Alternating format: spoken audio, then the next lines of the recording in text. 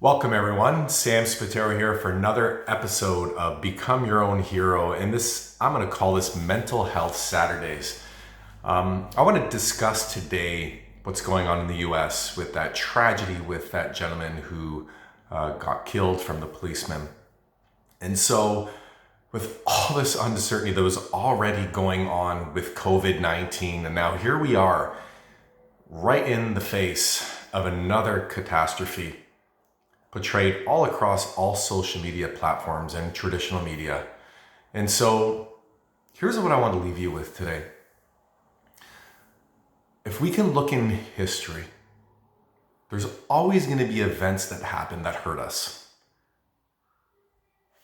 But what we must focus on is the ones that use force through intelligence. Nelson Mandela was acquitted of crimes he did not commit and spent years and years in prison.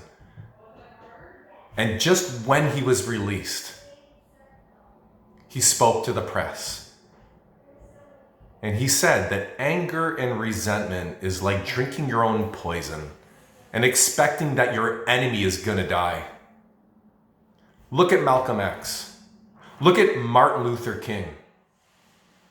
They had all the same pain and frustrations that all you did, that I have. But the only difference is they went into their hearts and their minds together. And they used emotional intelligence to guide them through words. What is going on right now across the globe in so many ways is positive and is also tragic.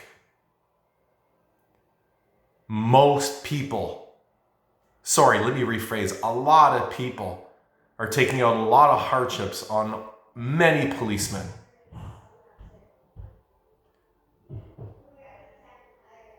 Just like the cloud that stands over Black people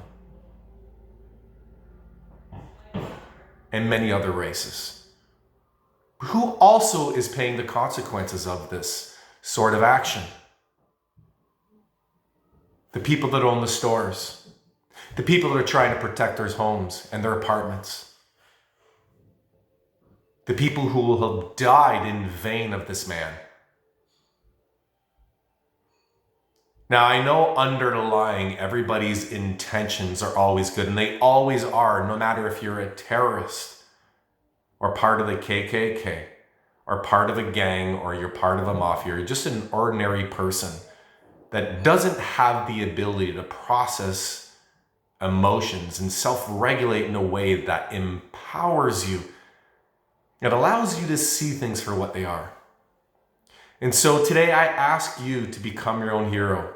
We really need to reunite our minds, our hearts, our intelligence, our beings, our soul, our intuitions. And what we need to do is we need to start controlling who we are in the event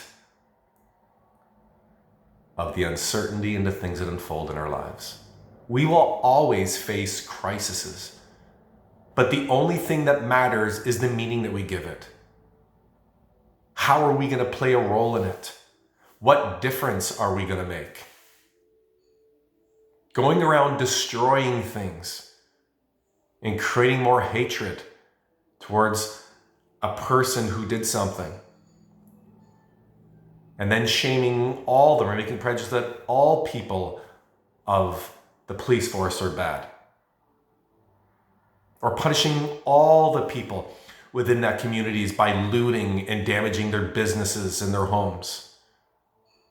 This is not the way to do things. This is not the way to make a difference. And so I ask you today to strengthen your mental health, just like I need to do in my life, so that we can make better choices for ourselves and the next generation, because they're watching.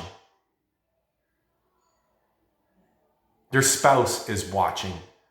Your teammates are watching. Your business associates are watching. And so this is on you. And so one valuable tip I want to leave you today is as you start to process everything that's coming out in the media, I want you to think for yourself and take the red pill lens, which means see it for how it really is, not the way they want you to see it. You see, media is either left or it's right. It's either Republican or it's Democratic. What you need to do is you need to find your truth. And there's that saying, the truth will always set you free. Yeah, it sets you free from all the noise, all the poison, all the negativity. Emotional intelligence comes from having strong mental health and well-being.